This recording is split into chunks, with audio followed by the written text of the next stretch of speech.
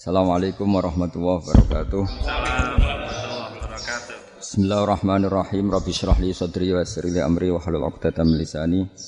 Allahumma shalli wa sallim ala sayyidina Maulana Muhammadin wa ala alihi wa sahbihi ajmain. Amma ba'du. Indonesia itu dulu kedatangan Islam itu tidak pernah dipertentangkan antara Islam dan negara. Sehingga diskusi itu sudah salah karena para wali itu tidak pernah mempertentangkan Islam dan keindonesiaan atau kebinekaan. Satu, bahwa para wali itu misinya dakwah. Di mana-mana dakwah itu pasti ketemu yang berbeda. Mulai beda agama, beda pilihan madhab, beda tradisi, beda kultur. Jadi itu tidak perlu dipertentangkan, tapi malah itu jadi lahan dakwah. Sehingga kita-kita ini kalau diminta diskusi hubungan negara dan agama, malah bingung. Memangnya kenapa? Itu seperti dulu zaman P4. Saya punya kawan di Jogja, teman saya nulis tafsir Profesor Zaini, itu pernah zaman Pak Harto disuruh sosialisasi P4 di Papua. Apa hubungan Pancasila dan UUD 45? Itu orang Papua jawab, hubungannya baik-baik saja Pak. Jadi yang unik itu ketika disuruh baca Pancasila. 1. Pancasila. 2. Ketuhanan yang Maha Esa. Akhirnya 6 kan? Kenapa Pancasila jadi 6? Yang unik itu ketika ditanya. Ini saya melihat langsung di TV 7 itu, Indonesiaku itu. Ada anak-anak kecil ditanya, bendera ini milik siapa? Bendera merah putih itu. Jawabannya apa? Milik sekolahan Pak. Karena memang milik sekolahan. Itu yang tanya itu kaget. Milik sekolahan Pak.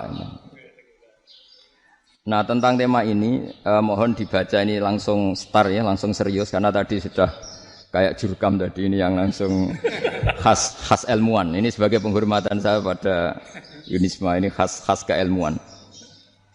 Imam Zuhri adalah gurunya Imam Malik. Ya, saya ulang lagi ya, Imam Zuhri adalah gurunya Imam Malik. Halaman 29. Ini langsung start saya baca halaman 29. Nah, ini terutama yang para punggawa-punggawa ini. Saya baca ya. Ini teks tidak ada yang saya rubah, memang persis seperti ini. Bismillahirrahmanirrahim. Yaqulu Zuhri, ini gurunya Imam Malik. Fama futiha fil islami fathun qablahu kana a'zama minhu. Innama kanal qitalu haitsul taqon nasu. Falamma kanatil hudnatu wa wadu'atil harbu wa amana nasu ba'duhum ba'da wal taqaw fatafawadu fil hadits wal munazaah falam yaklim ahadun bil islami yaqilu shay'an illa dakhala fihi walaqad dakhalataini kasanaten mithlu man kana fil islam qabla dzalika au aktsar. Terus ini ngomongnya harus santai, enggak boleh provokatif.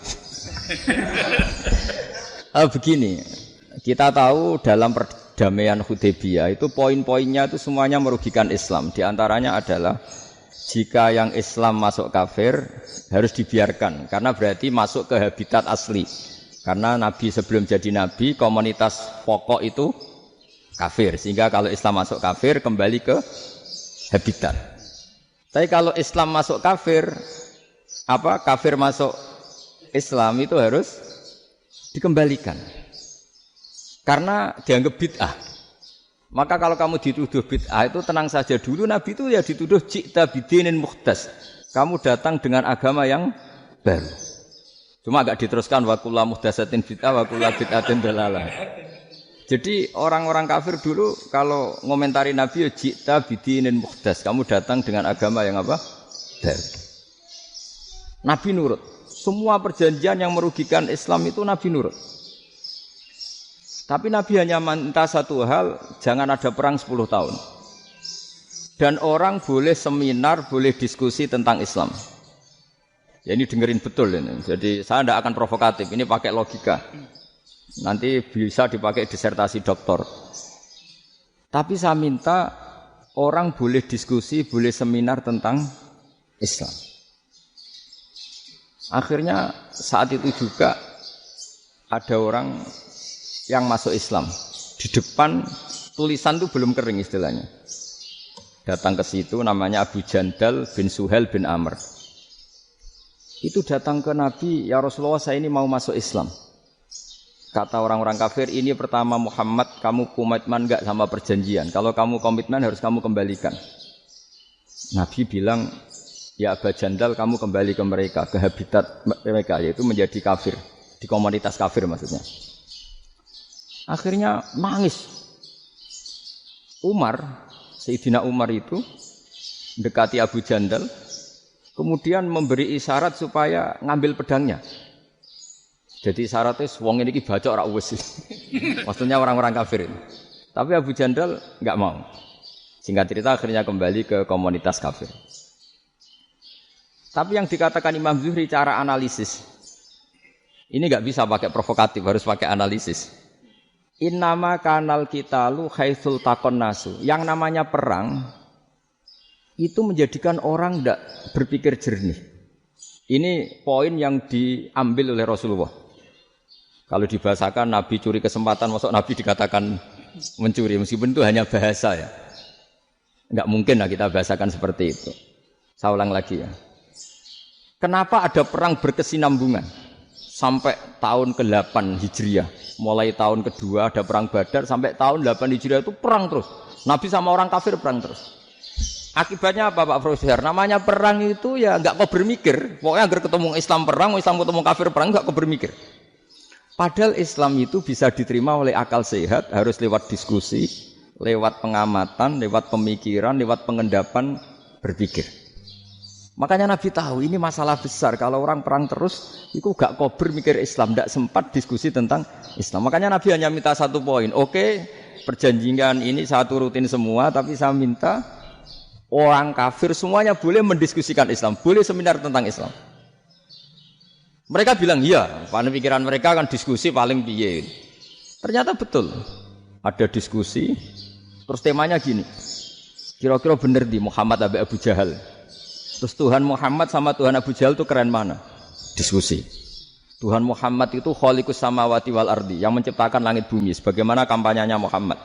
Ya mereka masih jangkar bilang Muhammad. Kalau Tuhan kita, ya berhala itu yang kita bikin, yang kadang rusak, yang kadang kudanan, terus lemutan, pokoknya terus diskusi. Kita kok bener pengirannya Muhammad. Terus Muhammad Abu Jahal. Mulai dhisik Muhammad itu ora tau bodoh nih. Mulai dulu Muhammad itu gak pernah bohong. Abu Jahal, waduh, wis bodoh nih ngongkonan. Wis ribet kan? Dan semua diskusi itu mengarah ke kebenaran Islam. Wah, akhirnya ngomong kafir sing tokoh-tokoh cara Jawa yo. Wah, semane jebule masalah ini kan. Artinya gini, kalau kita ingin Indonesia damai, sebenarnya yang untung itu Islam. Karena Tuhan yang menciptakan langit dan bumi tentu gak akan diperbandingkan atau akan dikalahkan oleh Tuhan yang lahirnya saja sudah di bumi. Misalnya kita menjual Tuhan Allah, siapa itu yang menciptakan langit bumi, yang ada sebelum langit bumi? Bandingkan dengan Tuhan yang lahirnya di bumi. Ada tanggal lahirnya, ada aktenya, itu kan sudah ribet kan? Begitu juga kalau memperbandingkan tokoh. Muhammad itu siapa? Tokoh yang bisa menyatukan pan-Arabik, tokoh yang begini-begini, yang sayang istri, sayang keluarga. Dibandingkan dengan tokoh Abu Jahal, Abu Lahab yang corong jauh penggaweannya yang ngerugikan orang lain. Akhirnya orang itu mulai tertarik sama Islam. Makanya kata Az-Zuhri, pakai bahasa dulu, falam yaklim ahadun bil Islam. Tapi kalau sekarang yang populer itu bahasa yatakallam. Sebenarnya yang benar itu bahasa kalimah yaklimu kalaman, karena masdarnya itu kalam, berarti sulasi nopo mujarrad. Tapi di fi'ilnya itu mujarradnya enggak kelaku. Jadi di fi'ilnya takallama ya takallamu, tapi untuk masdarnya yang kelaku kalaman. Jadi ini agak unik, agak enggak lazim. Mestinya kan takallama ya takallamu takalluman, tapi di masdarnya kalam populer, tapi di fi'ilnya tidak populer. Saya teruskan ya. Ini penting sekali. Jadi menjual Islam, kalau boleh dibahasakan menjual, itu tetap enak dalam kondisi damai. Karena kalau kita perang, itu bawaannya kalau ketemu ya perang. Kalau ketemu perang, sehingga orang itu rakober diskusi loh. Saat benernya Islam sampai kafir itu bener di. Karena tidak kober diskusi, tidak sempat diskusi, orang yang milih yang kafir. Karena yang mayoritas yang kuat. Sementara Islam zaman itu lemah. Lah Nabi itu yang diminta hudnah, yang penting kita damai. Terus orang boleh mendiskusikan benar mana kita dan mereka. Ya setelah diskusi ya tadi kan nggak mungkin Allah yang begitu keren hebat pencipta langit bumi Dibandingkan berhala yang mengurus dirinya sendiri saja tidak bisa. Walhasil terus orang mulai tertarik sama Islam dan aturannya nggak boleh dilarang diskusi itu. Nah makanya saya pernah ditanya beberapa profesor di Jogja, Gus, suatu saat kalau kampus paling keren di Jogja ini ada Islamic Studies, kemudian pengajarnya dari berbagai agama, ini riskan nggak bagi Islam? Saya jawab, asal yang didiskusikan Islam itu nggak masalah, yang repot itu nak umat Islam. Karena kalau umat Islam yang jadi percontohan, banyak raja yang dolim, banyak pemimpin muslim yang dolim, terus identik dengan Islam itu jadi dolim kan ribet. Ya kalau pas umat Islam, kalau Islam yang kumat kan jadi masalah kan. Nah ini kan terus jadi beda umat Islam sama Islam yang lagi apa? Kumat. Singkat cerita terus Islam mendapat posisi yang luar biasa. Nah makanya di sini diistilahkan falam makanatil hudnah, ketika ada perdamaian wa amanan nasu ba'dum ba'do, orang merasa aman, itu fatafawadu fil hadis wal munazaah. Mereka berdebat, munazaah itu berdebat. Keren mana konsep Muhammad dengan konsep Abu Jahal? Keren mana konsep Tuhannya Muhammad dengan Tuhan kita? Terus diskusi dan mereka akhirnya ikrar, wah yang benar ya Muhammad lah. Di mana-mana Tuhan tuh ya sebelum langit dan bumi, di mana-mana Tuhan ya punya reputasi menciptakan. Masa Tuhan reputasinya diciptakan kayak berhala dan sebagainya. Ibadah juga gitu. Ibadah wong kafir itu kalau tawaf itu telanjang, ibadah Muhammad santun pakai pakaian. Terus akhirnya mereka mulai tertarik Islam. Sehingga saya lihat di beberapa tafsir, saya memang tidak akan ngomong yang tidak serius, ngergani Unisba ben sawangane pemikir serius. Di Quran itu sampean lihat di tafsir Tobari itu ada ayat bal naqzifu bil haqqi 'alal batil fayadmaghuhu fa idza huwa zahid. Qadzafa itu kalau di kamus tak lihat itu takallama bila dalilin. Qadzafa itu yes, pokoknya sekenanya. Artinya gini, kebenaran Islam atau kebenaran hak itu kamu taruh sekenanya saja, itu tetap menang. Apalagi kamu taruh secara teratur, kamu taruh sekenanya saja itu tetap menang. Sehingga di sini banyak sahabat yang hidup di Cina. Sekarang juga banyak orang alim yang milih hidup di Amerika, banyak orang alim yang milih hidup di Inggris. Dan mereka pede, percaya diri karena kebenaran itu kamu letakkan di mana saja, itu tetap akan menang, akan menemukan momentum kemenangannya. Misalnya gini, contoh paling gampang. Dulu para peneliti, saya ulang lagi dulu para peneliti itu ya datang kemana-mana, termasuk Ibnu Battuta, termasuk Ibnu Khaldun, ya semua peneliti itu suka neliti. Setelah diteliti, Quran itu satu-satunya kitab suci yang membicarakan sains, misalnya tentang falak, tentang astronomi, tentang asal-usul kejadian manusia, kejadian makhluk. Juga bicara tentang geografi, geologis, semuanya. Sementara kitab lain hanya cerita tentang mawaid wal hikam wal ibar. Jadi diteliti kayak apa, pada akhirnya hak ini yang menang. Bal naqdhifu bil haqqi 'alal batil fayadmaghu fa idza huwa zahid. Saya berkali-kali cerita, ada ulama yang ahli matematika. Ketika ditanya kenapa kamu suka ngajar matematika, sampai muridnya itu ragu, ini guruku mlebu swarga ta ora, penggaweane mulang matematika. Jadi para muridnya bermimpi bahwa Imam Amudi itu disuruh ngajar para malaikat. Dan itu pede betul dia. Kata Allah, ini ulama saya yang iman kepada saya setingkat iman kamu. Dari malaikat itu tidak mungkin Gusti kita menyaksikan langsung engkau sementara ini di bumi, enggak nyaksikan jenengan. Kenapa bisa sepede dan seyakin itu? Akhirnya Imam Amudi disuruh ngajarin matematika. Jadi Anda kalau profesor itu nanti harus sempat ngajari malaikat, itu baru benar-benar profesor. Jadi nanti di akhirat ngajari siapa? Malaikat. Jadi ada seminar yang melibatkan banyak malaikat, narasumbernya itu seorang profesor. Itu ketika kenapa engkau begitu yakin kalau Allah itu Tuhan dan Allah itu Al-Wahidus Shomad. Terus Imam Amudi mulai nulis angka enggak beraturan. 2, 3, 4, 5 sampai 1 miliar, 1 triliun, pokoknya enggak beraturan. Kata beliau, nisbatus naini wasalasa ila ma la nihayatalaha iku nisbatul far'i ilal asli. Mbok angka sebanyak apapun 2 dibanding 1 ya far'ul wahid, 3 dibanding 1 ya far'ul wahid. Semua angka yang enggak terhingga pun dibanding 1 semuanya far'ul wahid. Semua angka sebanyak apapun itu cabang dari angka 1. Fakullu hadhil awalim far'un minal wahidis somad, yaitu Allah Subhanahu wa ta'ala. Akhirnya malaikat tepuk tangan, iya juga. Jadi begitu juga ada ulama itu ahli gambar. Saya dulu ngaji sama Mbah Mun Al-Husunul Hamidiyah, itu kitabnya itu banyak gambarnya. Dan gale gambar yang ngawur betul, mangga ahli gambar. Saya epol, sempurna lele. Semua gambar bangunan, gambar sapi, pokoknya gambar. Ternyata dia menemukan Tuhan itu dari gambar. Gambar serapi ini atau seruwet ini sama. Gambar rapi sama ruwet itu sama kalau dalam pandangan tauhid. Dimulai minan nuqtah al-wahidah. Kowe cek gambar sing rapi sing indah, cek gambarmu elek, dimulai dari 1 titik. Dan titik ini nuqtatil wujud, yaitu Allah Subhanahu wa ta'ala. Jadi nek cara ahli tauhid gak penting gambare apik, menang lomba ta ora penting. Butuhe hadis surah ini gambar baik yang rapi maupun ndak adalah min nuqtah dari 1 titik. Ya, alam raya sebanyak ini mbok gambar mbok ora, cek mulai Mars sampai Jupiter kabeh semua bentuknya yang banyak ini semuanya min nuqtatil wujud, yaitu dari titik wujud, niku Allah Subhanahu wa ta'ala. Di sini hebatnya ulama-ulama, mbok dia pengajar matematika, mbok pengajar gambar, semuanya dipakai perangkat untuk tauhid. Ya, itu kan juga bagian dari Islam damai, Islam yang sangat tidak perlu perang untuk orang dipaksa Islam. Enggak perlu provokatif kayak tadi pidatone rektor jenengan tadi. Jadi ciri utama ilmuwan tuh kalau ngomong datar tapi logikanya enggak terbantahkan, itu ciri khas ilmuwan. Kalau ciri khas politikus kalau ngomong itu keras. Provokatif lah kira-kira gitu. Tapi isinya biasa.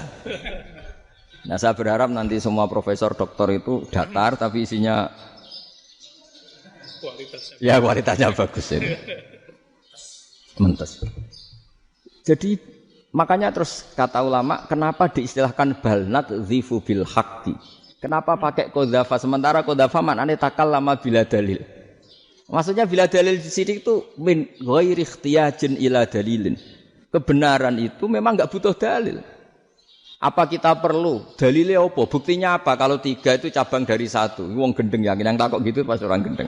Wong 3 cabang dari 1 kok ditanyakan buktinya apa? Itu min awalil bidah. Pertama orang pasti tahu kalau 3 itu far'ul wahid. 1 juta juga far'ul wahid. 1 miliar juga far'ul. Gambar yang sebanyak apapun ya dimulai dari 1 titik. Cek gambar benar maupun yang tidak. Akhirnya apa? Ulama dulu itu sebegitu rileks nerangkan tauhid. Lalu kenapa asma ini yang ya ini kan khas NU ya, khas pesantren. Sebenarnya saya keberatan pakai istilah khas NU, pakai khas pesantren karena NU itu anaknya pesantren, jangan dibalik pesantren anaknya NU karena sebelum ada NU itu ada pesantren. Tapi kayaknya Unisma lebih suka pakai bahasa NU dan saya ya agak orderan yang terpaksa disuruh ngomong. Ini agak kacau sebetulnya ini agak kacau. Jadi NU itu sama pesantren itu tua pesantren. Jadi NU dilahirkan pesantren bukan dibalik pesantren dilahirkan NU. Sehingga barokahnya didirikan pesantren ini kadang nyuwun sewu sekali berbahasym itu kadang ide besar beliau itu ora dituruti wong NU. Jadi Mbah Hasim cara kula kok dadi Mbah Hasim ya mangkel. Mbah Hasim itu ngarangno kentong. Nggih ngarangno beduk, tapi NU nganggo kentong. Beduk. Dan uniknya Mbah Hasim enggak tersinggung. Karena ciri khas pesantren itu membolehkan perbedaan apa? Pendapat. Itu masyhur khilafnya Mbah Hasim sama Mbah Fakih Mas Kumambang. Itu sampai dikitabkan. Saling ngeritik, saling macam-macam lah. Jadi cara berpikir Mbah Hasim ketika Nabi rembukan, ini gimana ya cara menentukan waktu sholat ya? Ya pakai kentong ya Rasulullah, dzakalin nasara itu untuk orang Nasrani. Ya pakai buk itu trompet, dzakalil Yahud itu untuk orang Yahudi. Ada yang lagi pakai api ya Rasulullah, dzakalil Majusi itu orang Majusi. Setelah itu ada orang datang lari-lari cerita mimpi azan tadi. Ya itu terus dipakai sarana pemanggilan sholat ya adzan itu. Sehingga Mbah Hasyim menolak kentong. Karena mantas sababi qaumin fahuwa minhum. Beliau keras sekali sampai bilang haram. Beliau judulnya ya haram. Al-Jasus Antakhrimin Naqus. Setelah naskah itu sampai ke Mbah Fakih Mas Kumambang di Gresik situ, di daerah Dukun situ. Dulu enggak ada WA ya, jadi sampainya ya lama. Makanya saya sampai sekarang enggak punya WA karena ya saya ulama kan, kalau WA-an terus ya jadi ulama. Enggak jadi ulama main WA-an terus itu. Lah itu termasuk rektor enggak kau bermikir itu mesti kebanyakan WA. Karena kan otaknya didikte oleh sesuatu yang masuk. Sesuatu yang dilihat itu kan pasti mendikte kita. Beda kalau yang enggak WA-an kan mikir apa kita yang menentukan. Kalau WA-an kan kita ditentukan. Mau mikir anaknya butuh apa gara-gara WA informasi Jakarta mikir Jakarta. Padahal secara kewajiban ngapain kamu orang Malang mikir Jakarta. Gara-gara WA mikir Jakarta belum selesai ada berita di Sulawesi, mikir Sulawesi. Habis itu mikir NTT. Makanya semua orang sekarang merasa tokoh nasional gara-gara informasi yang masuk itu nasional. Jadi Mas Yo RT yang mikir gimana Gus Indonesia kok. Padahal RT loh. Sampai lupa kalau dia itu RT. Jadi semua orang sekarang merasa tokoh nasional. Nah, itu gara-gara apa coba? Akhirnya semua orang juga punya ide tentang nasional. Harusnya negara itu gini-gini. Jebule wonge sing duwe ikon itu sapa? RT. Ribet kan?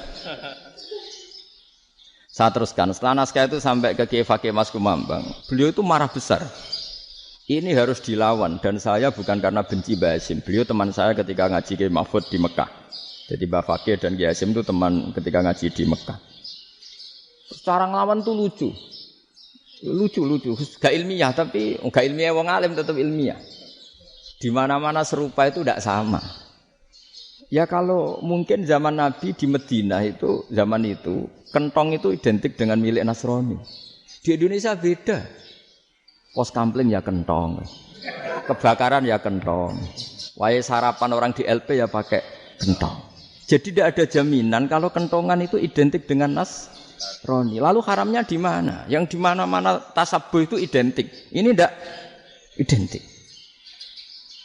Mulai masalah kan? Mulai masalah. Jadi beliau gaya judul Hazruus.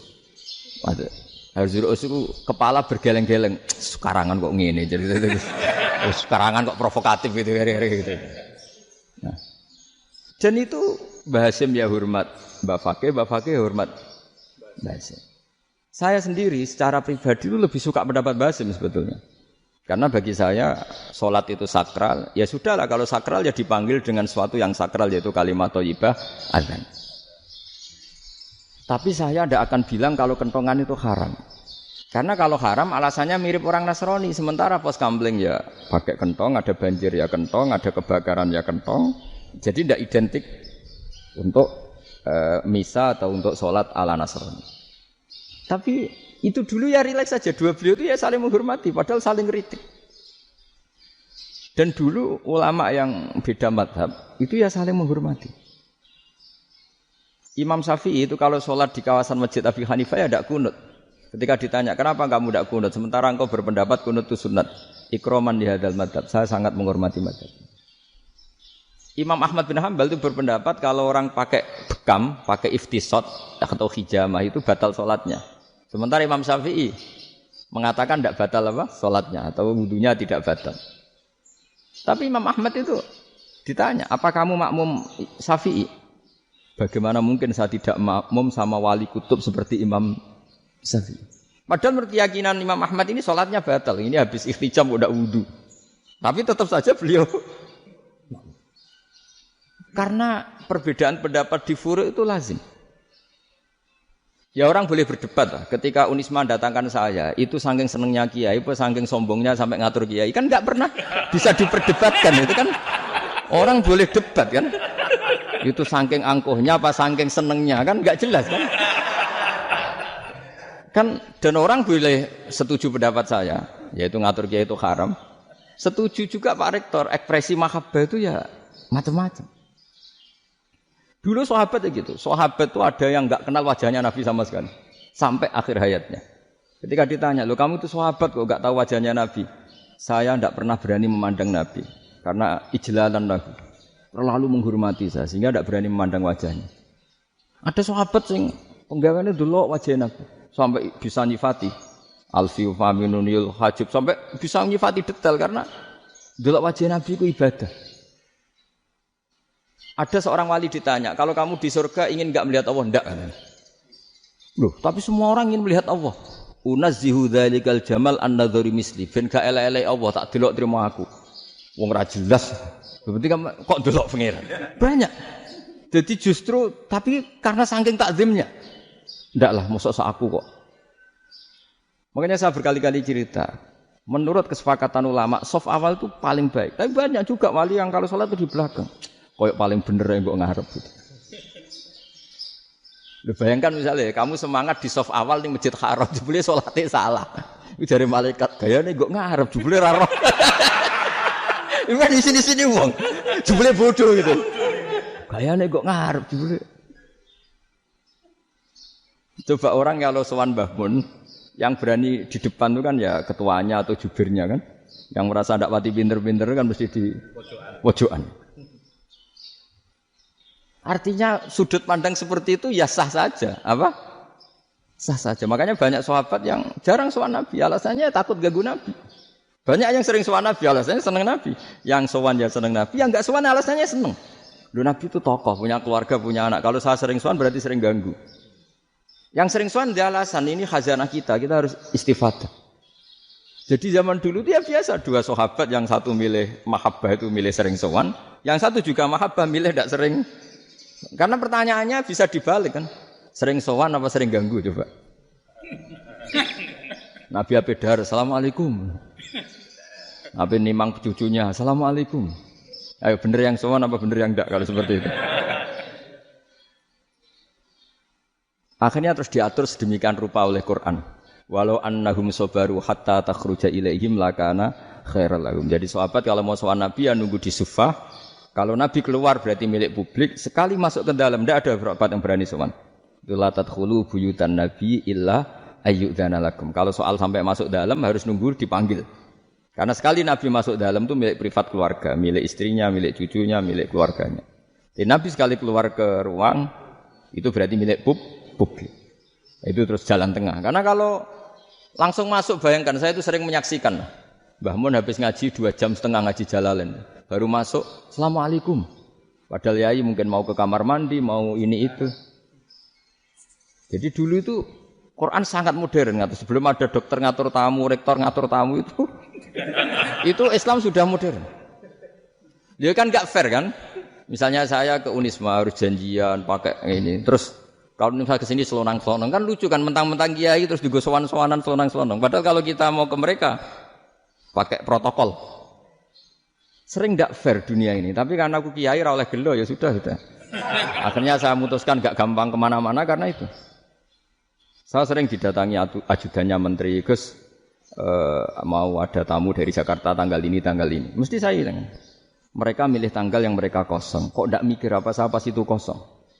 Tak jawab enggak lah, sebelum diatur bahasanya dan tawaduknya gitu. Akhirnya dibalik, datang lagi.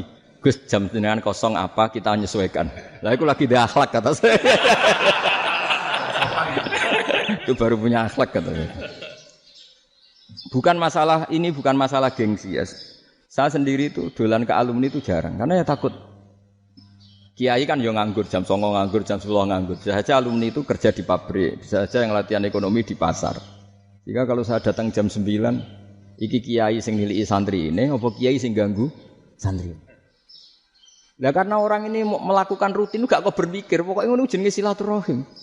Wong yen ra kok berpikir, padahal kalau diangen-angen ini kiai yang nilai santri ini apa kiai yang ganggu santri ini karena datang di jam kerja. Nah, bayangkan kalau kebenaran dulu itu dikawal oleh satu peradaban perang. Jadi Nabi sesuai diangen-angen mek Nabi. Perang Badar menang Nabi, perang Uhud menang wong kafir, perang ini gonta-ganti. Apapun itu yang penting satu kesimpulannya, cara Rasulullah kesimpulannya satu. Orang tidak kober mikir kebenaran secara mengendapkan pikiran dengan pikiran jernih. Maka hebatnya Nabi ketika perjanjian, pokoknya saya minta enggak ada perang. Dan orang boleh mendiskusikan Islam. Itu luar biasa idenya Nabi. Karena bawaan perang itu wong kan enggak kok bermikir. Ibarat seorang misalnya seneng satu perempuan, ketemu rivalnya langsung perang kan enggak mikir. Tapi kalau kau bermikir, dia ngenangen cawe wedok iku ora seneng aku. Untungnya apa untuk wong ayu ora seneng, malah mau loro hati. Terus sudahlah, buruan dialihkan kemana kan gitu. Itu nak mau amen WA nan tukaran lewat SMS atau tarung langsung ora kau bermikir. Tapi kalau kau bermikir, akhirnya berpikir nih. Perempuan tadi sebenarnya yang disenangi siapa? Oke, ternyata senang Pak Erik. Sudah kita ngalah. Karena tidak ada nikmatnya kan menikahi perempuan yang sama sekali tidak mencintai kita. Tapi kalau nak kau berpikir pokoknya diprovokasi, wah kowe kalah mbek A, kowe kalah mbek B. Pikirannya kan ojo sampai kalah. Bareng wis menang ternyata ada emas. Lah. Nah, bayangkan Islam itu seperti itu dulu, dipertarungkan. Wong Islam itu dinu aklin. Agama yang diterima dengan akal sehat, tapi sekarang ukurannya perang. Sing menang berarti benar, sing menang benar. Kan terus jadi repot. Itu Nabi tidak ingin, makanya Nabi ingin sudahlah, enggak ada perang. Nah, makanya kata Imam Zuhri, fathul Islam terbaik adalah orang boleh diskusi tentang Islam dan tidak ada perang. Lagi-lagi penting, tidak perang itu penting. Silmun itu penting, perdamaian itu. Setelah tidak ada perang, akhirnya fatafawadu fil hadis wal munaza'ah. Orang boleh diskusi apa saja, termasuk boleh adu polemik. Konsep satu Tuhan dan Tuhan banyak diperdebatkan. Akhirnya Nabi secara rileks bisa menjelaskan. Muhammad, urusan kita banyak. Kalau Tuhannya satu tidak cukup, Tuhan harus banyak untuk menyelesaikan berbagai urusan. Ada Tuhan bagi rektorat, bagi macam-macam kan. Ada Tuhan untuk ngurusi utang, ngurusi BPKB, macam-macam. Terus kata Rasulullah, enak saja Nabi jawabnya. Ya kalau kamu punya majikan banyak, perintahnya beda-beda. Kamu mangkel enggak, bingung enggak? Ya susah, Mat. Kalau majikannya banyak, perintahnya beda-beda, kita jadi repot. Senang mana? Senang majikan satu. Ya sudah, Tuhanmu itu majikan kamu. Kalau Tuhannya banyak, perintahnya macam-macam. Kamu yang repot. Akhirnya sudah mat Tuhannya satu aja. Ya itu ya barokahnya diskusi tadi. Barokahnya enggak perang. Daraballahu mathalan rajulan fihi syuraka'u mutasyakisuna wa rajulan salamal lirajul. Hal yastawiyani masalah. Terus alhamdulillah. Jadi orang yang paling kafir pun saat itu taslim. Nah, ini kembali ke kalimat la ilaha illallah. Saya tidak perlu provokatif. Pasti teori saya itu benar. Bukan saya bilang benar itu karena sombong, enggak. Ini sesuai teks. Misalnya begini. Benar enggak kelompok takfiri yang suka ngafirkan orang lain? Itu pasti tidak benar. Logikanya gampang. Orang yang kafir 70 tahun saja dengan melafadzkan la ilaha illallah menjadi muslim. Masa dengan kalimat yang sama yang muslim menjadi kafir? Itu logikanya kan enggak ketemu. Orang kafir 70 tahun untuk menjadi muslim disuruh baca apa? La ilaha illallah. Tapi gara-gara baca la ilaha illallah nyekel patok jadi kafir. Pertanyaannya, loh ini kalimat apa? Kalimat untuk mengkafirkan apa kalimat untuk mengislamkan? Karena yang kafir dengan kalimat itu menjadi Islam, ternyata yang Islam dengan kalimat itu menjadi kafir. Itu ketemu enggak cara logika itu kan enggak ketemu kan? Makanya cara pikirannya Abul Hasan Asyadzili dan saya setuju pikiran itu. Istighfar ini boleh orang Jawa Timur protes karena kadang beda manhaj, tapi jangan protes saya, protes Abul Hasan Asyadzili kualat mesti sampean. Ketua Torekoh napa? Sadziliyah. Cara madzhab Sadzili dan Anda boleh berbeda madzhab, mencari khasnya wong kampus sing wani beda. Beda kapasitas lah pokoknya butuhe beda. Dan ketok pinter, ketok kritis ngono. Cara madzhab Abul Hasan Asyadzili itu gini Pak Rektor. Jadi istighfar itu baik. Tapi ba'da kamali tauhid, setelah tauhidnya itu benar. Alasan beliau masuk akal. Ketika ada ayat fa'alam annahu la ilaha illallah wastaghfir li dzambik. Bihadil kalimah. Jadi orang boleh istighfar setelah tauhidnya benar. Alasannya Abul Hasan Asyadzili begini. Qul lil ladzina kafaru iyantahu yughfar lahum ma qad salaf. Katakan kepada mereka yang kafir, sekali mereka tidak kafir, maka otomatis dosanya masa lalu diampuni. Pertanyaannya, yang bisa menghentikan kekafiran itu kalimat apa? La ilaha illallah. Dengan hanya melafadzkan la ilaha illallah Muhammadur Rasulullah langsung yughfar lahum ma qad salaf, langsung dosanya ampuni. Berarti yang menjadi pengampun dosa lah, penyebab pengampunan itu apa? La ilaha illallah. Itu bahkan orang kafir belum istighfar. Di ayat itu kan Allah enggak mensyaratkan setelah la ilaha illallah istighfar baru diampuni, enggak. Asal la ilaha illallah langsung yufar lahum maqad salah. Saya ulang lagi ya, jelas ya. Jadi kulil ladzina kafaru iyantahu yufar lahum maqad. Nah, sekarang iyantahu, mereka berhenti dari kafirnya. Syaratnya pakai apa? La ilaha illallah Muhammadur itu langsung yufar lahum maqad. Artinya apa? Ghufranullah itu bisa didapat hanya dengan mujarradut tauhid, yaitu hanya dengan melafadzkan kalimah thayyibah. Dan sahnya istighfar juga berdasar kalimah thayyibah itu. Misalnya gini, orang kafir sebelum Islam melafadzkan astaghfirullah, astaghfirullah, astaghfirullah, kira-kira diterima enggak? Enggak kan? Karena syaratnya istighfar ba'dat tauhid. Nah, makanya dalam mazhab Sadzili istighfar itu setelah la ilaha illallah. Karena cara pandang ya seperti itu. Jadi fa'lam annahu la ilaha illallah wastaghfir li dzambi. Jadi dengan kebenaran tauhid saja ini sudah cukup kita insyaallah layak diampuni. Karena innallaha la yaghfiru ayyusyraka bihi wa yaghfiru ma duna dzalika liman yasha. Jadi orang yang tauhidnya benar itu bisa diampuni Allah asal tauhidnya benar. Itu Allah ngendikan liman yasha wa yaghfiru ma duna dzalika liman yasha. Dawe Imam Suyuti walam yakun liman yastaghfir. Jadi orang yang bertauhid secara benar meskipun gak sempat istighfar itu tetap potensi diampuni. Karena bawaan tauhid itu sudah menjadi layak diampuni. Kayak orang kafir sekali ngelafadzkan kalimat tauhid, mbok gak istighfar langsung diampuni. Nah, karena melihat seperti itu terus orang berlomba-lomba memperbanyak jumlah ngelafadzkan la ilaha illallah. Jadi kita yang alim, kita semua, saya tidak bilang saya, kita termasuk yang di pinggir-pinggir saya, ngaku alim ora masalah lah soalnya. Kita semua yang alim-alim itu tahu bahwa la ilaha illallah itu super.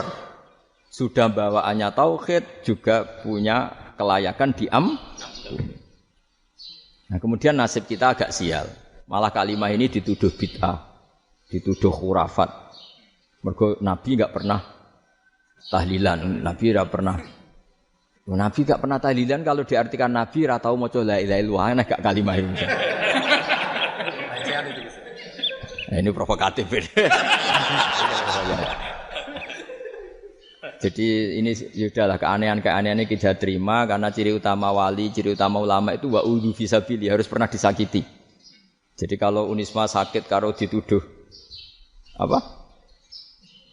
Dituduh bid'ah itu berarti belum calon ulama. Calon ulama itu wa'udhu fisabili harus disakiti. Jadi kalau kamu disalahpahami itu ya harus santai. Provokatif tadi. Iya, termasuk provokatif tadi. Termasuk diatur tadi. Jadi kalau cara berpikir kan, karena mereka itu memang kalau kita turutin itu memenya itu terlalu, kadang menghujat kita itu. Enak ya jadi KNU ada orang mati datang, kiainya dapat makan, dapat rokok, terus pulang. Jadi apa? Terus kita kayak tersangka terus. Kita kan kayak tersangka terus. Tertuduh terus. Terus yang orang NU ya memenya juga enggak kalah ekstrimnya. Boleh ya ajaran orang enggak boleh ngasih-ngasih kiai gitu. Berarti boleh dong ajaran kikir gitu.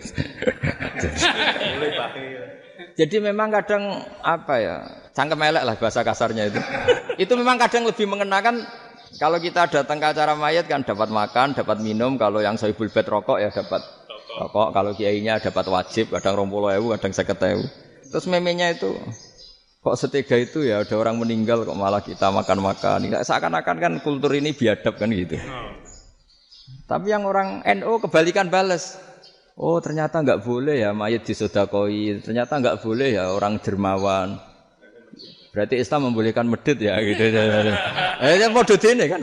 Angen-angen itu luwih mandi timbang takbir ya kan. Karena ini kan memicu emosi kan. Memicu apa? Emosi. Nah, tapi saya kalau disuruh bela mana itu tidak ada yang saya bela. Ya seorang sudahlah kalau mau nganggur saja sudah itu. Ya tapi itu memang apa ya? Itu khazanah Islam. Ada yang kritik, ada yang enggak. Ya itu memang khazanah. Ya biasa aja kalau saya biasa. Karena dulu ulama itu sudut pandangnya itu ya seperti itu. Ada yang ulama suka ibadah itu sholat, ada yang milih apa tidur. Sampai Imam Ghazali bilang suatu saat ibadah terbaik di zaman akhir itu tidur kan. Sholat saja kalah sama tidur kan. Tapi itu loh ya. Yang wajib tetap loh, terus kamu gak sholat wajib. Begini beliau mencontohkan itu. Ada orang sholat tahajud terus obsesinya itu ingin hajatnya terkabulkan. Sementara yang tidur obsesinya nikmati rahmatnya Allah, boleh tidur, bisa tidur. Kata Imam Ghazali, timbang kita tahajud terus nuntut pangeran aduk turu katanya. Mergo engko dia akibat terus setan memberi bisikan, lho nyatanya kamu tahajud ya gak terkabul. Berarti cerita bahwa Nabi ngendikan kalau doa tahajud mustajab enggak. Daripada ngono ki aduk turu ora tau ndonga. Timbang abri-abri Islam ya, timbang elek-elekin apa? Islam. Jadi ulama itu mulai dulu itu sudah berpikir. Banyak orang menjadikan tahajud, sholat malam itu media untuk hajatnya. Dan kalau enggak kesampaian ini mutung. Nyalahkan kiainya ijazah ramandi. Macam. Daripada ngono ora usah apa? Tahajud turu. Dan jenis kayak ini tuh banyak. Makanya ulama kayak saya itu saenake dhewe itu ya jarak. Saya sering didolani muhibbin terus bilang, "Gus, saya doakan gini-gini saya mau nyalon bupati atau saya gini." Saya bilang, "Gak waduh ora ndonga, ora mandi darane ulama dongane ra mandi." Nak mandi, kamu jadi bupati tetap nganggep karena beli. Sopo sing ora roh bupati saiki gak beli? Ribet kan? Ketika mereka jadi ngunsurkan doa kamu apa karena kemarin beli? Yang beli maksudnya enggak beli enggak usah tersinggung. Jadi ribet ngadepin. Ndak artinya gini loh, mbok doa itu jangan dipakai begitu. Kalau minta nasihat, tak nasihati jadi bupati yang baik, gubernur yang. Kalau minta doa itu resikonya. Akhirnya kiai kalau diminta doa ya doa, sebenarnya diisinya itu enggak doa kemenangan. Selamat. Itu enggak selamat gitu. Karena ribet. Makanya Islam itu doa itu setelah iman. Aturan iman benar baru doa. Aturan iman benar termasuk Allah itu yaf'alu ma yasha, boleh melakukan yang dikehendaki. Allah enggak boleh terdikte oleh doa kita, enggak boleh. Ya saya ulang lagi ya, mazhab Hasan Asy'adili ini khas kita. Jadi la ilaha illallah itu didahulukan sebelum istighfar. Tapi kebalikannya mazhab Imam Sanusi itu dibalik. La ilaha illallah itu kalimat yang sakral. Karena yang sakral dibutuhkan muqaddimah, yaitu yang melafadzkan harus yang sudah bersih, yang sudah steril baru melafadzkan la ilaha illallah. Maka dalam mazhab Sanusiyah istighfar dulu baru la ilaha illallah. Nah, cara mazhab Abdul Hasan Asy'adili kebalikan, istighfar itu sah setelah sahnya tauhid. Kamu ikut mana dulu? Asy'adili apa Sanusiyah? Alhamdulillah sama-sama tidak paham ya sudah. Akhirnya sudah. Ya saya enggak kemana-mana kan gitu. Jadi apa ya? Terus ini saya teruskan ini biar khas pesantren atau khas NU lah, kalau bahasa Pak Rektor khas NU. Ini Ben sampean tahu beberapa perbedaan itu lazim halaman 24. Ya halaman 24 sama 25. Tak baca ini masih orisinil. An Sufyan bin Uyainah ini juga gurunya Imam Syafi'i. Kata Sufyan bin Uyainah beliau cerita, kana Isa wa Yahya alaihi masalam ya'tiyanil qaryah. Fayas'alu Isa an syirari ahliha. Wa yas'alu Yahya an khiyari ahliha. Jadi Nabi Isa dan Nabi Yahya itu satu generasi, sama-sama masih muda. Kalau di satu kampung yang Nabi Yahya tanya, ini keluarga terbaik siapa? Saya mau nginap di situ. Karena kumpul orang baik itu nyaman. Kalau Nabi Isa kebalikan, keluarga terburuk mana ya? Saya tak di situ. Nah terus akhirnya faqala lahu Yahya, lima tanzilu ala syirarin nas. Kenapa kalau kamu bermalam kok malah kumpul orang-orang yang nakal? Innama ana tabibun udawil mardo. Saya ini nabi para dokter. Di mana-mana dokter yang ngumpuli yang sakit, ngobati yang sakit. Makanya di NU itu ya banyak kiai jazab mengumpuli yang nakal-nakal. Nak tepak yang ngentas yang nakal, nak ora tepak ya katut. Ini adu nyali lah sudah gitu. Tapi itu ada ilmunya, yaitu niru Nabi siapa? Isa. Kalau kamu dokter penelitian itu cari daerah yang banyak pandemi apa yang bersih? Yang banyak pandemi, karena yang namanya penelitian ya di situ kan. Kalau kamu dakwah ngentas kemiskinan, ke daerah miskin apa daerah kaya? Nah sama, kalau ngentas kefasikan ke daerah fasik apa daerah orang soleh? Fasik. Ya, tapi itu Nabi Isa. Nah kalau kamu tidak Nabi kan potensinya kan ngacut itu. Tapi setidaknya bahwa kita sering disalahkan karena punya beberapa tokoh yang ngancani fasik-fasik, itu sebenarnya ada dalilnya, yaitu Nabi siapa? Isa. Nah, terus masalah tegas dan lunak. Ketika ada mahasiswa misalnya pacaran, boncengan lanang dan perempuan. Itu pilihan kita apa? Kalau tegas, terus gak mau mendengar kita. Misalnya gini contoh gampang, tak beri contoh Pak D. Jangan orang tua, nanti secara fikih itu beda. Nah ini kan kita orang pesantren, biasa ngaji fikih detail. Kamu Pak D seorang perempuan, mahasiswi misalnya, sering pacaran. Setiap ke situ sama pacarnya kamu diam saja. Padahal kamu dosen keislaman. Mesti pamanaan kamu nyimpulkan, ternyata pacaran itu tidak apa-apa. Buktinya Pak D itu tidak negur, menengahi.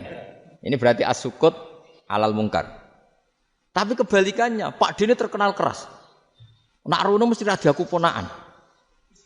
Akhirnya yo ora rono. Mesti ngerti nak mesti diamuk. Nah, dua orang ini sama-sama gagal kan? Yang lunak menjadikan ponaannya pacaran terus karena enggak negur sehingga dikira membolehkan. Sing keras juga enggak sempat bina wong rono era wani. Akhirnya dua orang ini sama-sama enggak ketemu, sama-sama enggak berkesempatan membina kan? Gagal membina kan? Karena yang keras ponaannya enggak pernah situ, berarti enggak bisa bina kan? Yang lunak membiarkan berarti juga ada bina. Nah, Islam itu antara dua itu. Ya agak terlalu lunak, enggak terlalu keras. Karena kalau terlalu keras, misalnya ada kiai terlalu keras. Loh masyarakat mau tanya itu gimana? Lari kan? Loh saya ini punya pengalaman pribadi. Saya ini kan kecelok orang alim. Itu kalau pernah ya saya itu berusaha ya pokoknya ya umumnya orang alim lah. Tenang, terus anteng, enggak gejlok-gejlokan. Itu enggak ada yang tanya. Saya mimpi ketemu beberapa ulama itu disalahkan. Terus umat saya kalau mau tanya itu ke siapa?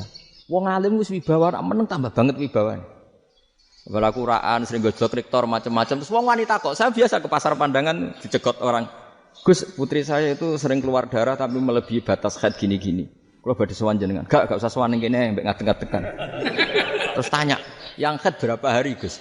Ya supaya rudat ilal adat. Adat sebelum dia punya penyakit istighadah itu berapa? 6 hari ya sudah, kembali 6 hari lainnya mustahadah, tetap sholat, tetap normal. Tapi kalau saya wibawa, moro pasar gue tasbih seduwilu.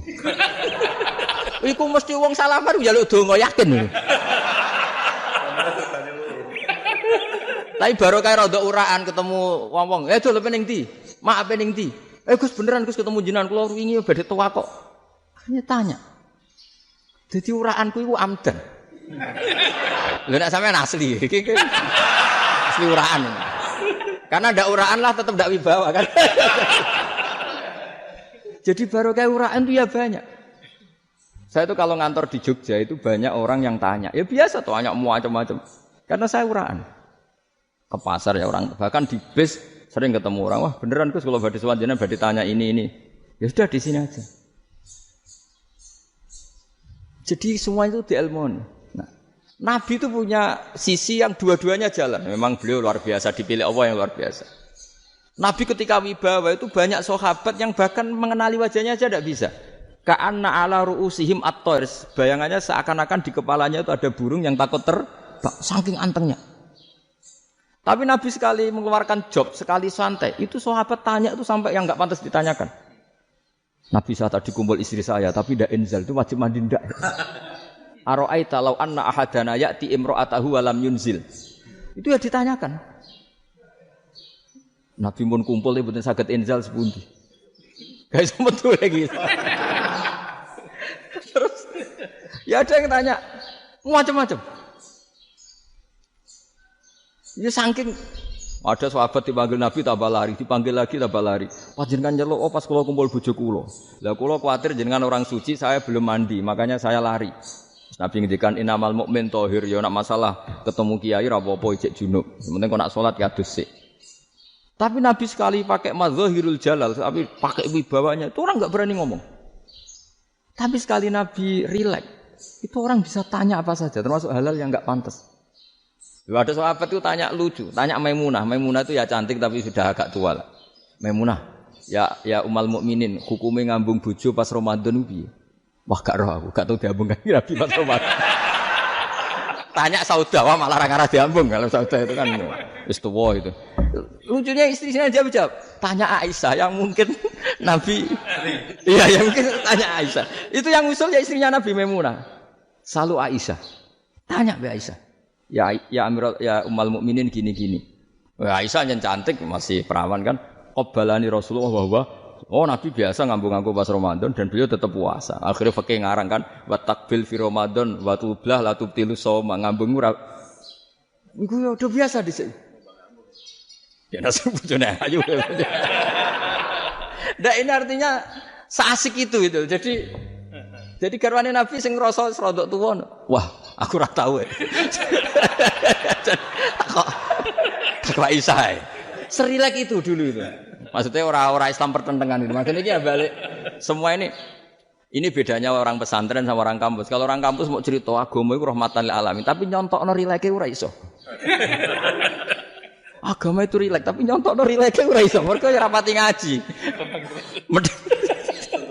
Contohnya ora iso, dadi mau gawe kaidah kok Islam itu rahmatan. Jadi Nabi itu lah, Allah juga gitu. Allah itu kalau sudah memperlihatkan madzahirul jalal, itu mbok malaikat Jibril rawani. Ketika Allah dengan madzahirul jalal. Tapi kalau Allah dengan madzahirul jamal, madzahirul apa? Jamal. Iku yo gojo-gojo kan ambek makhluke gojo. Yo buli-bulian cara sakniki. Ya sampean delok ning hadis syafaat itu, akhiru man dakhalal jannah atau akhiru man kharaja minan nar itu di beberapa judul. Ada seorang rajul yang ahli neraka ya, dintas mbek pangeran terus ditudono swarga. Gusti, swarga, ngiler tok ora wong wayu, roh wis ngiler tok. Ngger njaluk Gusti mosok roh tok ora oleh mlebu. Jarimu asal mlebu metu kon neraka ora njaluk-njaluk meneh. Sumpah lho ya, gak njaluk apa-apa meneh. Mboten Gusti. Sekali saya keluar dari neraka ndak akan minta apa-apa lagi. Wis. Wallahi, la as'alu ghairaha. Mesti ghaira khuslah, ghaira tilkal khuslah. Ya niku pokoke selain keluar dari neraka saya ndak akan minta lagi. Didono swarga wong do kelon seru wibet kan. Sing bojone elek kan dendam dadi ning swarga iku. Swarga iku wis macam-macam lah. Gusti mosok roh tok ora oleh mlebu. Jarine janji ra njaluk meneh. Akhire ya wis didelokno neraka. Jadi pangeran jawabe gampang didelokno neraka. Roh neraka begitu menyakitkan, begitu ngeri.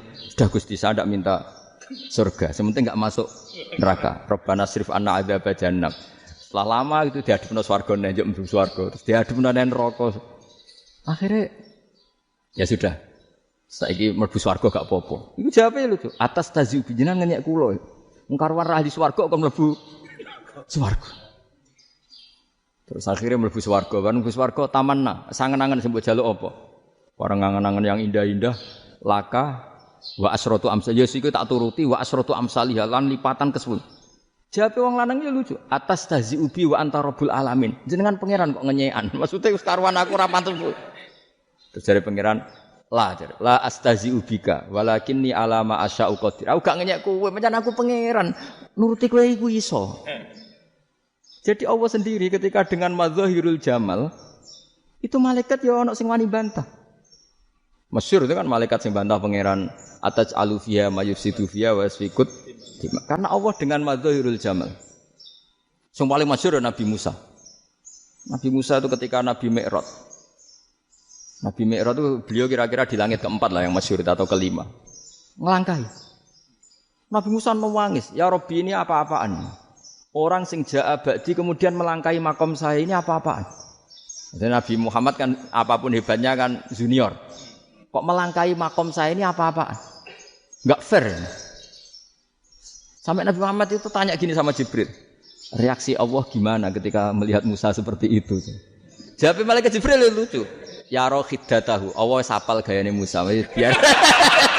Jadi lucu. Ya dibiarin aja sama Allah. Tapi wong jenenge Nabi Musa itu kekasihnya Allah. Tetap berkah bagi kita. Betul. Ketika setelah Mi'raj diwajibkan sholat 50. Gentena Nabi Musa kelihatan nabinya. Sebenarnya Nabi Musa itu sebetulnya loh, enggak nguntungkan kita sebetulnya. Tapi yang nguntungkan. Sebenarnya enggak niat nguntungkan kita, tapi nguntungkan. Nabi Ibrahim kan di langit ke-6, keren lah. Konti jong ketemu Allah ngeten-ngeten kan sholat 50. Karena Nabi Ibrahim terkenal Nabi baik enggak bantah. Bareng Nabi Musa. Kenapa diceluk pangeran? Kula kan sholat ping 50. Inna ummataka la tutiku dzalik. Wah, gak kuat umatmu. Serai-rai gak umatmu ora ngarah kuat 50 rakaat. Tapi sebenarnya Nabi Musa itu niatnya bukan membela kita. Fa inna ummati la umatku sing gagah-gagah ra iso meneh umat. Berarti sebetulnya ya itu masih pakai gengsinya gitu. Wes ngono-ngono lah sementing kita untung. Sebetulnya dia itu enggak terima wong umat saya aja yang lebih kuat. Enggak kuat apalagi umatmu. Dan terus seperti ini, irji ila rabbika fas'alhu takhfif. Itu berarti Allah dengan madzahirul jamal. Sudahlah, datang ke Allah minta keringanan. Allah itu baik. Minta, mbek Allah diringana mau 5 tok. Jadi cek 45. Balik ke Nabi Musa, piro 45. Cek ra kuat umat. Wong umatku ora kuat. Jadi sebenarnya bela. Umatku ora kuat. Lho cara Nabi Muhammad model wong Malang. Yo beda umatku mbek umatmu. Ribet kan? Beda. Lho Nabi Muhammad kan enggak seperti itu kan? Enggak punya akhlak Malang kan? Akhlak. Maksudnya akhlaknya mujur itu loh, akhlak yang baik gitu loh. Ya, akhlak yang mujur bukan yang Malang gitu. Jadi Nabi ya manut. Tinggal 40 kan, dikurangi lagi 35 sampai 9 kali kan? Masyhur itu. Ya kan kalau dikurangi 55 kan berarti turun naik kan 9 kali. Itu setelah 5 itu Nabi Musa aja usul, masih ragu. Iku cara Nabi munggah nentek ya. Ini entek ya. Terus iya ada tuntas betul. Bisa bebas. Terus munggah ado-ado lha opo? Ngapain itu?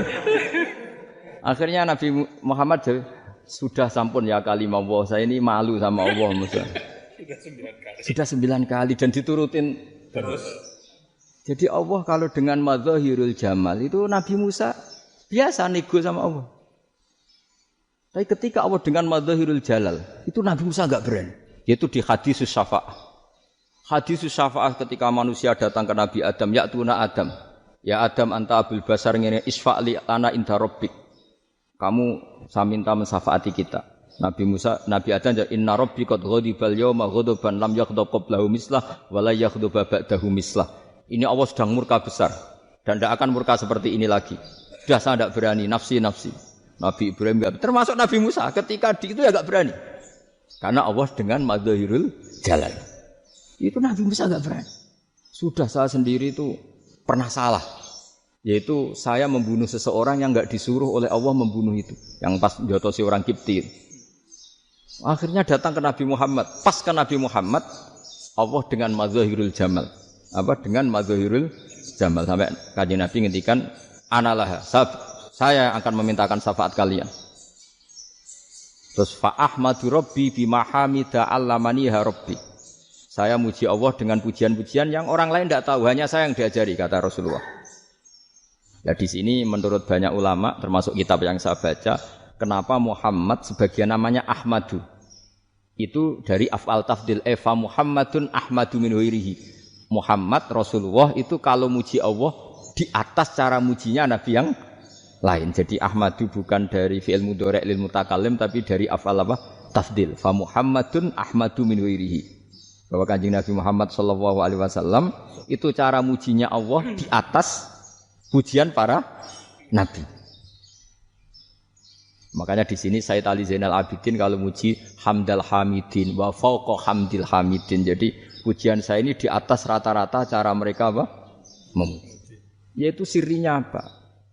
Nabi itu tahu bahwa akhirat tidak bisa batasi Allah.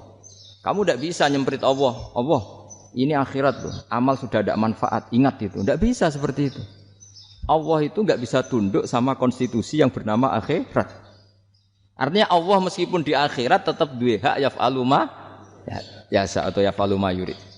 Tidak bisa kamu terus wah ini akhirat. Amal ra iso dikirim wong mati. Amal ra iso dikirim. Yo pangeran kok mbok atur. Kalau kita yang mengirimkan tidak bisa, tapi kalau Allah tetap bisa.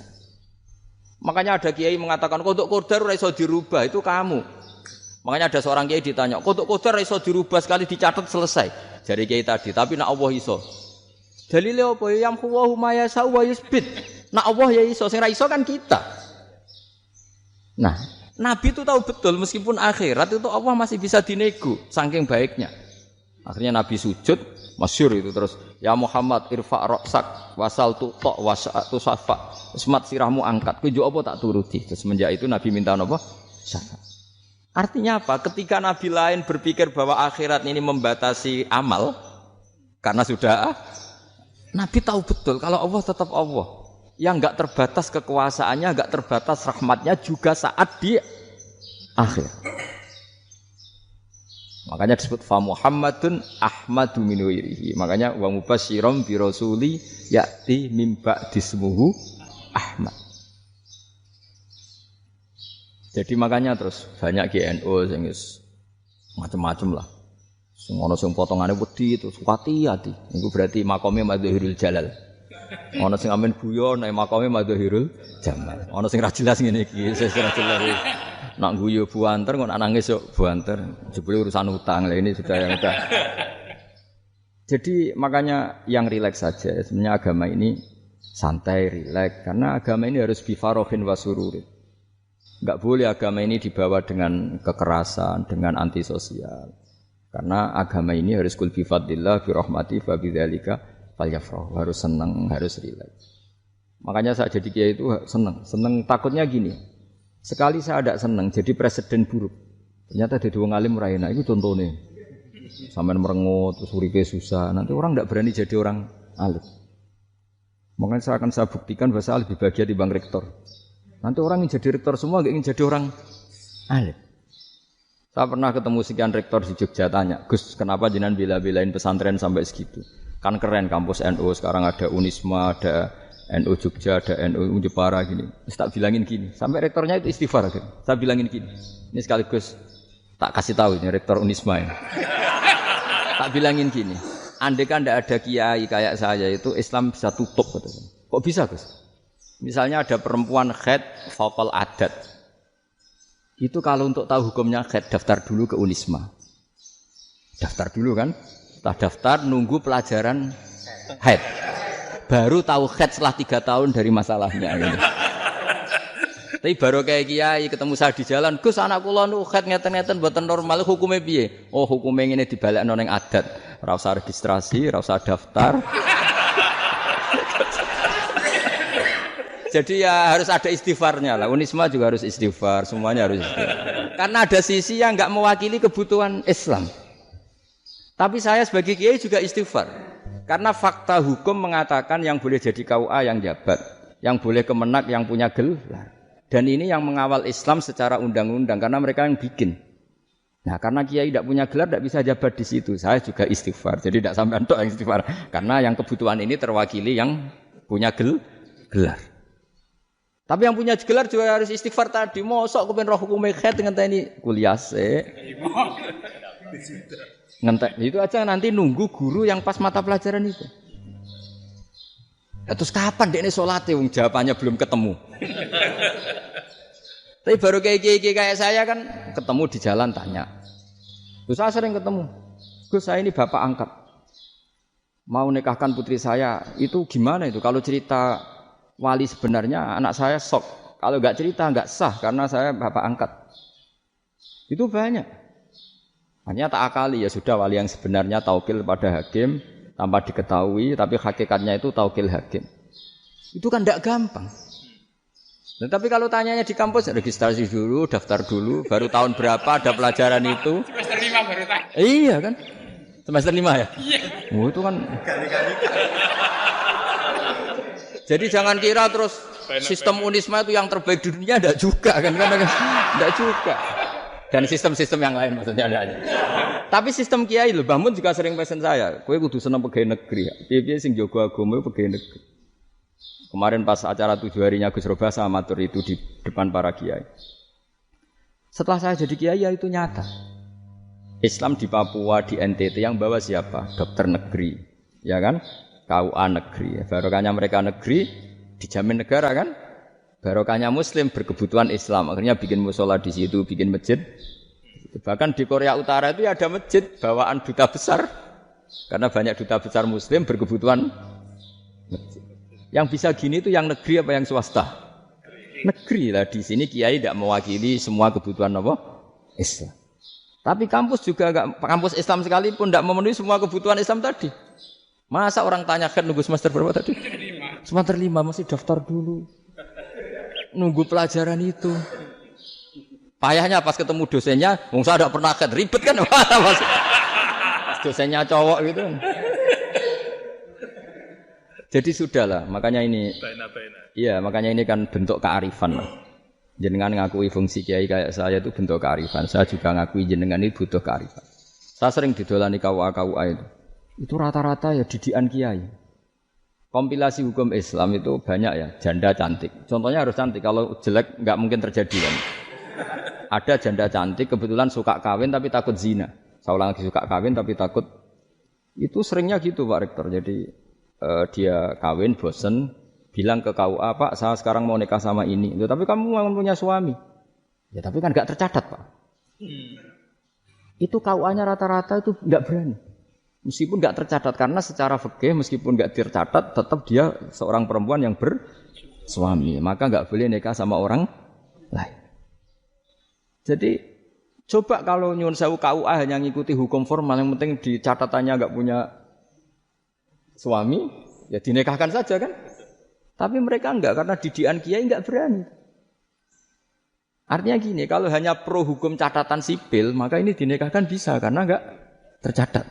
Tapi secara hukum santri, enggak bisa dong menikahkan perempuan sing dadi zaujin yang punya.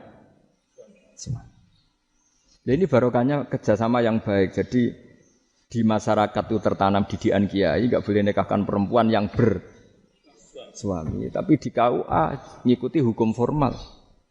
Dan di Indonesia, itu KUA itu rata-rata konsultasinya ya sama kiai.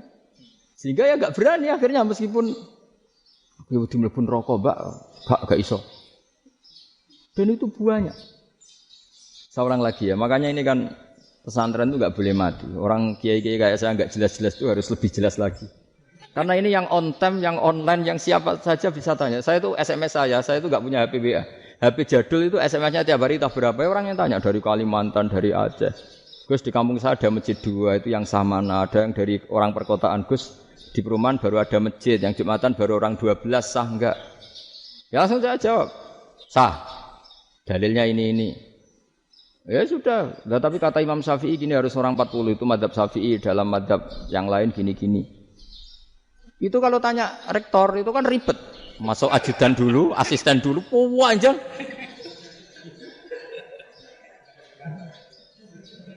Wah itu kan ribet kan? Manggil dosen, dekan VAI dipanggil, dekan VAI enggak mau langsung jawab, cari dosen yang nekuni itu. Usul fikih, saya nekuni itu baru seminar, nunggu dulu Mbak ini orangnya baru. Panjang ya? Bisa tutup Islam kalau kesuwen.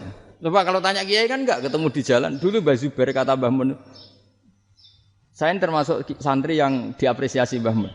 Dhisik Mbah Zubair ya ngono, anak nong takok pe sowan gak oleh. Gak takok ning kene. Saya biasa ditanya orang ngadeg-adegan. Ya alhamdulillah ilmunya cukup, kalau enggak cukup ya kok sik. Jadi sebetulnya orang sopan itu ya agak ada yang ditutupi sebetulnya. Mboten prayogi teng dalan nginjang mawon matur. Ya sebetulnya ya sebenarnya memang ilmunya agak cukup gitu. Tapi itu sebenarnya secara fikih itu haram, menunda itu haram. Yo haram tuh, coba bayangkan ya, kalau tanyanya sekarang, Gus saya ini sudah keluar darah 1 bulan penuh, padahal normalnya hanya 6 hari. Saya nanti sholat enggak? Kalau nginjang mawon dugi kula, berarti kan hari ini belum ada keputusan. Sholat apa enggak kan? Tapi karena modus tadi, boten prayogi nggih ngendikan ngoten teng dalan ngenjang tengen kula. Itu kemungkinannya 2, sopan atau goblok itu saja. Kayaknya kalau sopan enggak lah. Kayaknya enggak lah kata. Karena secara fikih itu jelas haram. Bagaimana mungkin sesuatu yang harus dipraktekkan nanti duhur dijawab besok, berarti duhur, asar sampai subuh belum ada. Ada jawaban, berarti enggak ada sholat kan? Makanya dibutuhkan orang-orang alim yang kultural seperti ini. Dan NU menghormati kultural. Tapi Mbah Mun juga sangat menghormati Islam-Islam formal. Karena tadi produk-produk formal itu bisa dilembagakan oleh negara. Dan itu kita ikut untung. Makanya Mbah Mun itu kalau punya tamu KUA, punya tamu polisi, sampai pejabat itu. Kenapa saya contohkan KUA supaya jangan kira seperti pendapat orang-orang hasud, wah mesti aja disolani presiden senang, menteri senang, enggak juga. Sebenarnya semua kiai itu mulai KUA sampai polisi, polsek, polres itu senang semua. Karena sama-sama diajak mengawal bangsa ini, diajak mengayomi semua masyarakat. Tapi kadang-kadang masyarakat ngeritiknya, jenenge kiai disolani menteri ya senang presiden. Padahal yang sowan kiai itu ya mulai KUA, Kapolsek, kepala desa, RT, Mudin. Itu Mudin kalau tanya ya lucu-lucu. Gus kalau nate nyembelih pitik kemanian, pitike go gede mah. Akhirnya wis ngerti nak kemanian langsung tak sembelih bener terusane ku sah ta ora. Ribet. Ya tak jawab, lah pitike pas iku jek urip to ora? Wis urip Gus. Wis sah cara madzhab Malik jek urip. Karena itu ada perdebatan antara madzhab Malik dan madzhab Syafi'i. Nak cara Imam Syafi'i itu agak ketat. Hewan yang punya kehidupan sudah mutharibah, misalnya ayam jago, contohnya harus jago, karena kalau ayam kecil diikhlaskan haram. Jadi yang cilik wae kan gitu. Fikih itu ya, fikihnya orang Indonesia itu pecundang. Kalau ayam kecil enggak ditanyakan, mate ra wis. Kalau jago ditabrak truk kejet-kejet. Andai kan enggak disembelih pun mesti mati. Itu cara madzhab Syafi'i itu haram. Karena penyembelihan ini tidak menjadi penyebab kematian, tapi memang karena kecelakaan tadi. Tapi cara madzhab Imam Malik enggak. Andai kan enggak disembelih, matinya kan 2 menit lagi atau 1 menit lagi. Andai kan enggak disembelih. Berarti mati sekarang itu bawaan pisau apa bawaan kecelakaan? Ya sudah halal gitu caranya. Nah akhirnya ya saya bilang ya sudahlah kita semuanya mati.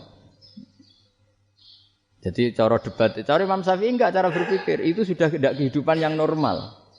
Yang di mana-mana penyembelihan itu mematikan yang hidup normal. Jadi agak ketat. Sehingga dalam contoh kemanian, kalau dalam bahasa Jawa nyembelih agak sempurna terus pesonya jatuh atau apa itu, kalau pakai madzhab Syafi'i agak kesulitan. Jadi kalau madzhab Malik asal diselesaikan secara fauron dan juga sebagian madzhab Syafi'i itu halal. Nah orang mesti tanya gitu, Gus, wedhusku tabrak truk, eman Gus kejet-kejet. Nak pitik cilik ra ditakok. Makanya termasuk kritiknya Mbah Mun. Tapi ini madzhabnya Mbah Mun ya. Kamu boleh ikut, boleh ndak. Karena ini urusan ndak penting. Jadi wong-wong lucu. Nak ditakoki yuyu muni haram mergo amfibi. Yuyu ngerti ya, Man? Yuyu, iya. Tapi nak ditakoki kepiting muni halal. Mergo nak yuyu haram gak eman, nak kepiting eman. Besar. Padahal alasannya coba, kenapa yuyu haram? Karena amfibi kan, bisa di air. Pertanyaannya, kepiting seperti itu ndak? Nah, tapi kepiting kalau haram kan eman. Karena besar kan. Kalau yuyu silahkan haram kan gitu. Artinya apa? Fikih kita ini agak-agak pecundang gitu, agak-agak pertimbangan. Iya, ini lucu kan? Kualitatif. Coba alasannya yuyu haram karena apa? Amfibi kan? Hidup 2 alam. Pertanyaannya kepiting seperti itu enggak? Iya, kenapa? Kalau orang tanya, yuyu haram apa halal? Rata-rata jawab haram. Tapi kalau kepiting mulai khilaf. Loh mestinya kan sama kan? Nah itu karena unsur imannya. Iya tadi. Saya juga sering melihat tonggo-tonggo itu. Ayam cuwilik sakmene ketabrak truk, enggak ada yang tanya. Tapi saya pernah jalan-jalan di Narukan sini. Ono jago ketabrak, sing duwe langsung marani kula. Pas saya naik motor, Gus ini halal apa haram? Nak langsung kula sebelah halal apa haram? Wis kanggo kowe halal ya halal. Karena saya tahu tak jawab haram mesti kecewa itu. Aduh. Akhirnya kiai ini beratnya. Ya akhirnya ya saya setelah itu Fatihah Imam Syafi'i ngapunten umat kula nu ora siap madzhab jenengan tuh ndak siap. Untuk madzhab ndak sama. Iya kan akhirnya pakai madzhabnya Imam Malik tadi.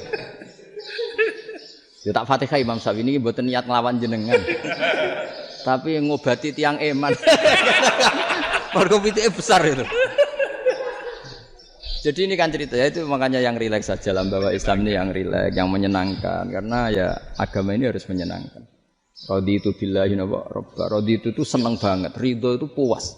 Enggak boleh beragama pertuntungan terus emosinan, ya marem atau raditu itu marem. Jadi yang ya saya kira demikian. Assalamualaikum warahmatullahi wabarakatuh.